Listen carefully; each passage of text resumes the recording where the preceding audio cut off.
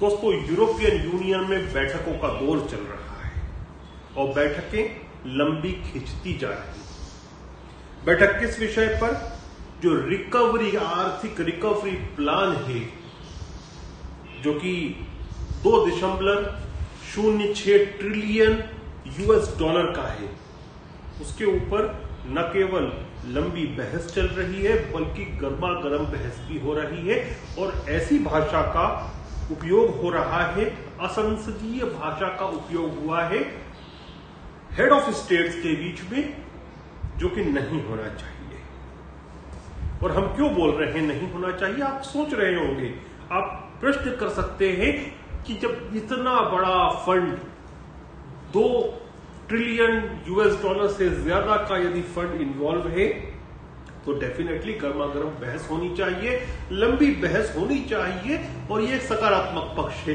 हाँ, यह सकारात्मक होता है जब स्थितियां परिस्थितियां सामान्य होती हैं, लेकिन वर्तमान में जिस प्रकार की स्थिति परिस्थितियां हैं, जब शीत युद्ध आरंभ हो चुका है, उस समय यदि जिसको हम कहते हैं एक लिबरल वर्ल्ड ऑर्डर का एक बड़ा प्लेटफॉर्म जो कि यूरोपियन यूनियन है, यदि वह संगठित नहीं दिखता है, यदि उसमें दरारें दिखती हैं, तो फिर चीन के बीजिंग में जो नेतृत्व बैठा है, लाल नेतृत्व, वहां जो संकेत जाते हैं वह उनको खुश करने वाले हैं। यदि किसी प्रकार का आपस में संवाद किसी निर्णायक मोड़ पर नहीं जा पाता तो बड़े नकारात्मक संदेश जाएंगे फाइनेंशियल मार्केट्स पर। लेकिन जितना यह डिले होता जाएगा, पोस्टपोन होता जाएगा और बाहर इस प्रकार की बातें निकल के आएगी कि किस प्रकार की असंसदीय भाषा का प्रयोग हुआ है, तो वह सकारात्मक संदेश भेजता है लाल नेतृत्व को, बीजिंग को, चीन को।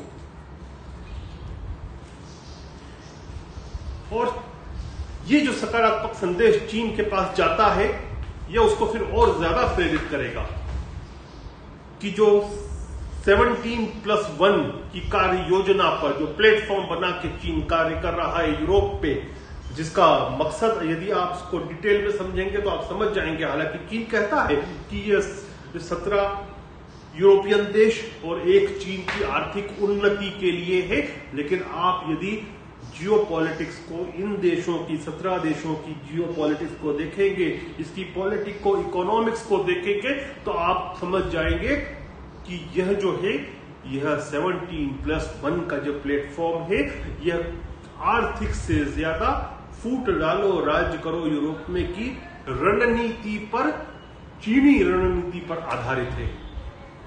हम आगे बढ़े, इसके पूर्व ये 17+1 का प्लेटफॉर्म है, इसमें 17 देश कौन से हैं जो चीन के साथ काम कर रहे हैं या काम करना चाहते हैं, जिसके लिए लेकर ये प्लेटफॉर्म बना है, उनको आप देखिए, सारी पिक्चर आपके सामने हो जाएगी, आपके आंखों के सामने समझ में आ जाएगा कि चीन किस कार्य योजना पर काम कर रहा है। और मैं क्यों कह रहा हूं कि यूरोपियन यूनियन जो है वह उस मार्ग पर जा रहा है जो आत्महत्या का है। इन कंट्रीज को देखिए आप, Albania, Bosnia Herzegovina, Bulgaria, Croatia, चेक Republic, Estonia, Greece, Hungary, Latvia, Lithuania, North Macedonia, Montenegro, Poland, Romania, Serbia, Slovakia, Slovenia, ये वह 17 कंट्रीज हैं, 17 मुल्क हैं जो 17+1+1 मतलब चीन के प्लेटफॉर्म में आते हैं।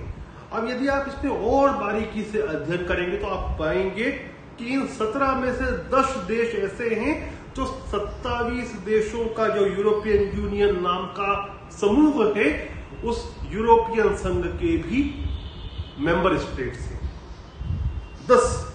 और ये 10 कौन कौन से हैं? बल्गेरिया, क्रोएशिया, चेक, Estonia, Greece, Hungary, Latvia, Lithuania, Poland, Romania, Slovakia.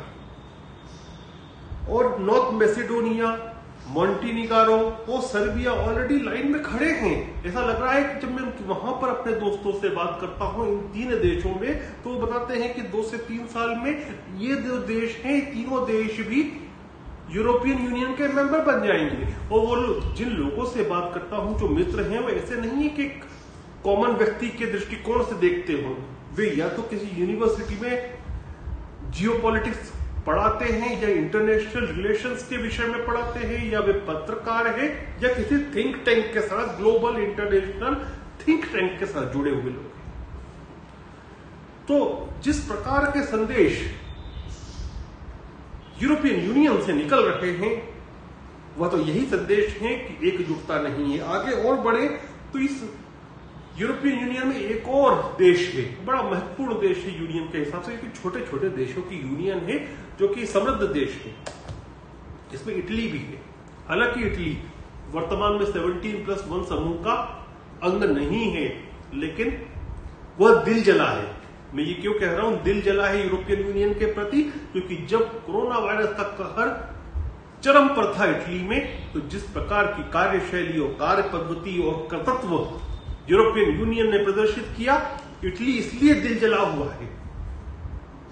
अब ऐसी स्थिति में जब 10 देश उस प्लेटफॉर्म के जो हैं ऑलरेडी यूरोपियन यूनियन के संग हैं, 17+1 के, उसके यूरोपियन यूनियन के अंग हैं, संग नहीं अंग हैं, और चीन के संग हैं दूसरे प्लेटफॉर्म पर, तो वह चिंता का विषय है हर उस व्यक्ति के लिए जो एक लिबरल वर्ल्ड ऑर्डर का पक्षधर है।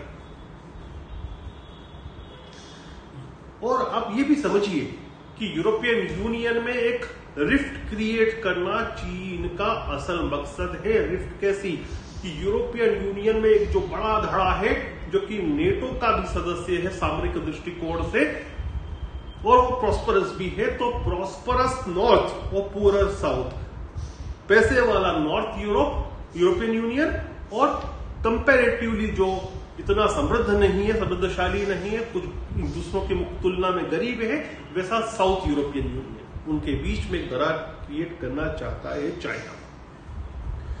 अब आप ये सोच सकते हैं कि इतने हीटेड डिबेट्स क्यों हुए हैं यूरोपियन यूनियन के नेतृत्व के बीच, नेतागण के बीच। इसमें मुख्य मुद्दा है ग्रांट का।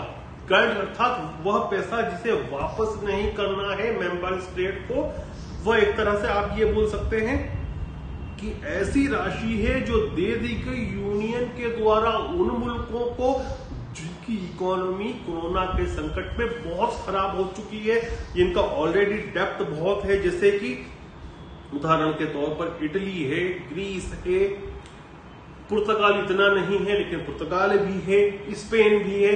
इन कंट्रीज को जो पैसा दिया जाए वापस नहीं लिया जाएगा। और फ्रांस और जर्मनी और ये देश चाहते हैं कि कम से कम भी 500 अरब यूरो का यह ग्रांट की रकम हो जो बांटी जाएगी, ऐसे देशों को बांटी जाएगी। मैं यही शब्द कहूंगा, जब वापस नहीं करना है तो बांटी जाएगी।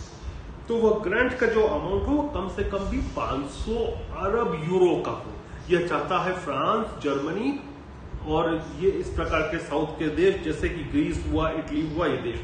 दूसरी तरफ नीदरलैंड्स के नेतृत्व में कुछ देश ऐसे हैं जो चाहते हैं कि इस पे कंट्रोल किया जाए, ज्यादा फंड नहीं दिया जाए बतौर ग्रांट, बतौर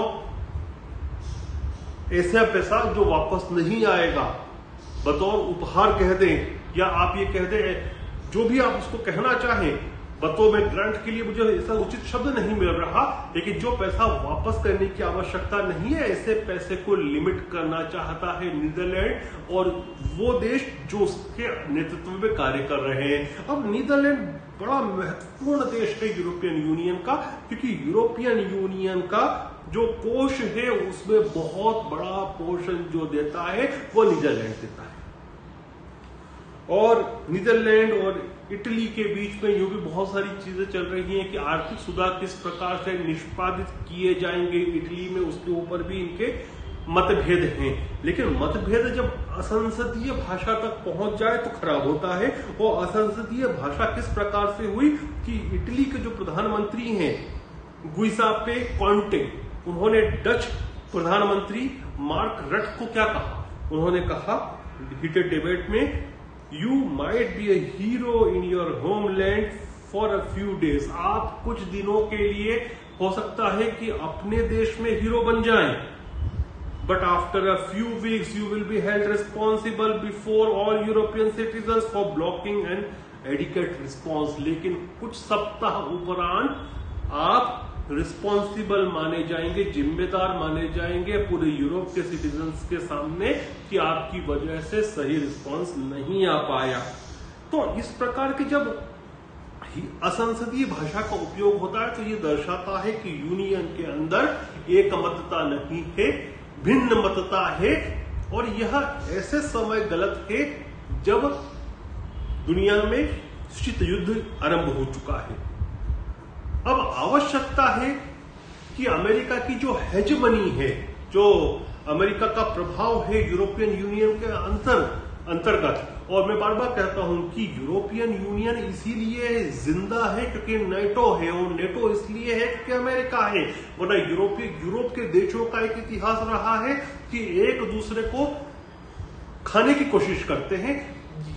यूरोपियन यूनियन के देश, यूरोप के देश किसी ऐसे देश का नेतृत्व कबूल कर सकते हैं जो उनकी सीमा से दूर बैठा हो, परंतु ऐसे अपने ही किसी देश का नेतृत्व स्वीकार नहीं कर सकते जो उनमें से एक हो, चाहे वो फ्रांस हो या जर्मनी हो या इटली हो या नीदरलैंड हो, बहुत सारे देश हैं, छोटे छोटे देश हैं।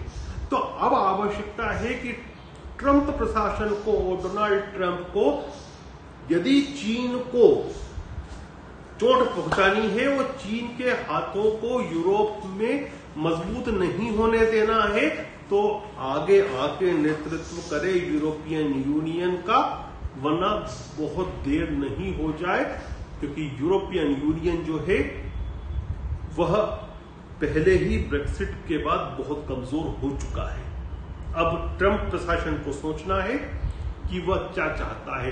क्या यूरोप में विभाजन चाहता है, कमजोर करना चाहता है यूरोपियन यूनियन को और चीन को बढ़त देना चाहता है, या लिबरल वर्ल्ड ऑर्डर को, जो एक सकारात्मक वैश्विक संरचना है, उसको जीवित रखने के लिए यूरोपियन यूनियन का नेतृत्व करता है। जय हिंद, जय भारत।